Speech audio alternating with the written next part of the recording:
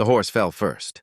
Not with drama, not with a scream, just a sudden, terrible heaviness, like the earth had reached up and claimed him without warning. One moment the ground was moving beneath his hooves, steady and familiar. The rhythm that had carried them, across plains and through winters and over years of quiet survival.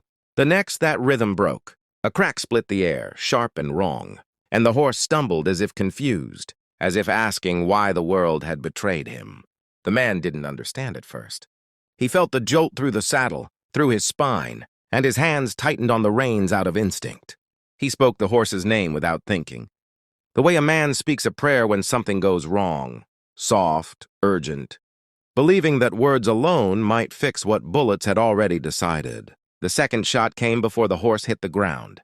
It struck lower, crueler, and the animal let out a sound the man had never heard from him before. Not fear, not pain alone. It was the sound of something realizing it was dying. The man slid from the saddle as the horse collapsed, his boots hitting the dirt hard. He was already reaching, already moving, his whole body refusing to accept what his eyes were seeing. The horse lay on his side, legs twitching, breath coming in broken pulls. Dark blood soaked into the dust, turning it into mud beneath his chest. "Easy," the man whispered, dropping to his knees. His hands shook as they pressed against the wound, uselessly, desperately. "Easy, boy. I've got you." But he didn't. The men who had fired the shots stood a short distance away, rifles still raised, their silhouettes sharp against the pale afternoon sky. They didn't rush forward. They didn't speak. They just watched, as if this were entertainment, as if the horse were nothing more than an object they'd successfully destroyed. One of them laughed. It wasn't loud. It didn't need to be. It cut deeper than the gunfire. The man didn't look at them yet. He couldn't. His world had narrowed to the animal beneath his hands, to the warmth leaving the body that had carried him through hunger and storms, through loneliness so deep it had once felt endless. This horse had been there when no one else was. When words failed, when towns turned him away, when nights stretched long and empty beneath unfamiliar stars. The horse had trusted him. The horse had followed him anywhere. And now his eyes were wide and glassy, searching the man's face as if asking a question the man couldn't answer. "I'm here," he whispered, voice breaking. "I'm right here." The horse shuddered once, then again. His breathing slowed, hitched, then stopped altogether. The tension drained from his body in a way that left no doubt. Life had gone. Whatever connection had existed between them, whatever quiet understanding had passed through reins and hands and miles of shared road had been severed by lead and cruelty. The man stayed where he was long after it was over. The men with the rifles eventually lowered their weapons. One of them spat into the dirt near the horse's head. Another adjusted his hat, bored already, as if the moment had passed and there was nothing left worth noticing. "Shouldn't have ridden through here," one of them said casually. "We warned folks." The man's hands were still on the horse. His fingers were stiff with blood and dust. He felt strangely hollow, as if something had been scooped out of his chest and left an echo behind. "I didn't see a warning," he said. His voice sounded wrong to his own ears, flat, distant, like it belonged to someone else. The men exchanged looks. The one who'd spoken shrugged. "Not our problem." Another laughed again. "Horse shouldn't have been worth more than your life, friend." That was when the man looked up. His face didn't show what they expected. There was no screaming, no wild fury. His eyes were dark and steady, fixed on them with a calm that felt unnatural given the blood on his hands. It unsettled them more than anger would have. "Why?" he asked quietly. One of the men smirked. "Because we could." The answer landed like a weight. The man nodded once, slowly, as if acknowledging a truth he would never forget. He rose to his feet, hands hanging uselessly at his sides. He didn't reach for a weapon. He didn't threaten them. He simply looked at each of their faces in turn, memorizing them, the scars, the sneers, the small details that would not fade with time. "You best be gone before dark," another man said, gesturing with his rifle. "This land don't belong to you." The man glanced down at the horse one last time. He reached out and closed the animal's eyes with shaking fingers. The gesture was gentle, reverent, the way one might treat a fallen brother. "I'll remember that," he said. They laughed as he walked away on foot, leaving the horse behind in the dust. To them, it was over. A problem solved. A stranger humbled. They didn't know they had just buried the last piece of him that still believed in mercy. He walked until his legs ached and the sun sank low, painting the land in long shadows. Every step felt heavier than the last. The road stretched on, empty and indifferent, as if nothing of importance had happened at all. That night, he slept under the open sky, but sleep came in fragments. Every time he closed his eyes, he saw the horse falling again, heard the crack of gunfire, felt the warmth draining away beneath his palms.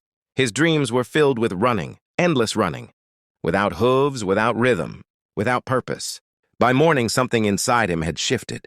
It wasn't rage, not yet. Rage was loud, wild, consuming.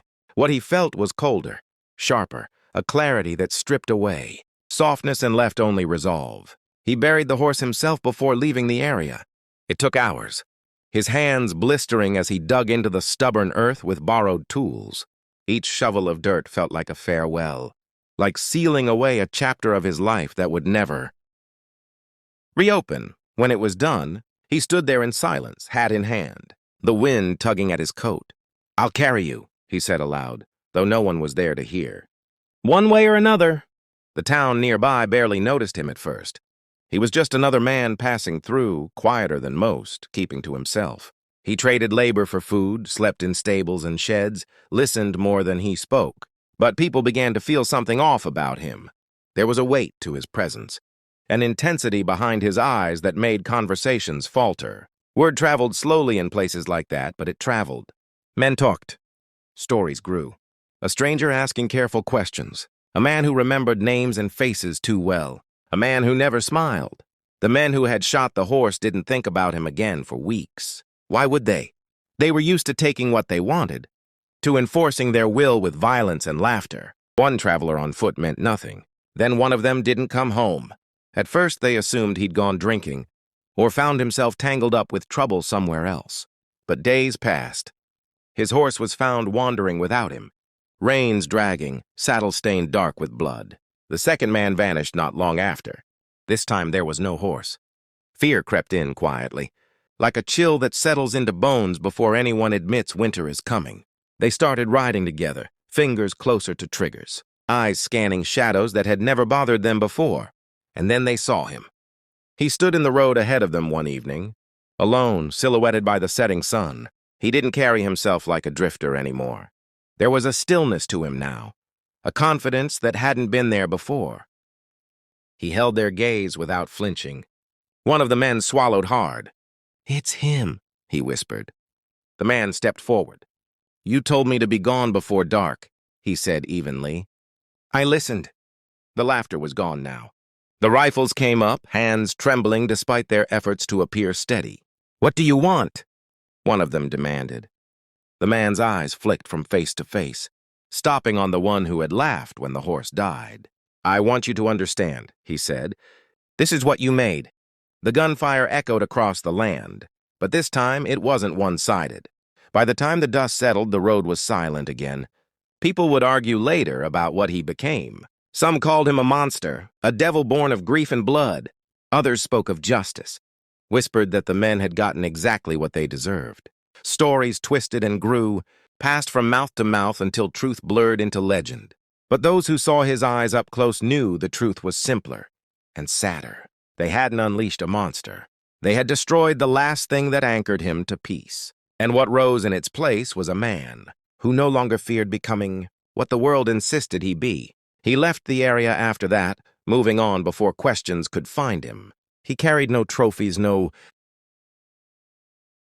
satisfaction. Only the memory of hooves beside him, and the quiet promise he'd made at a grave in the dirt.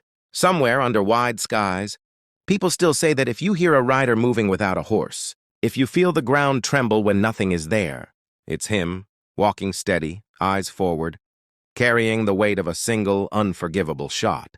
Not because he wanted to be feared, but because fear was the only language they had ever taught him.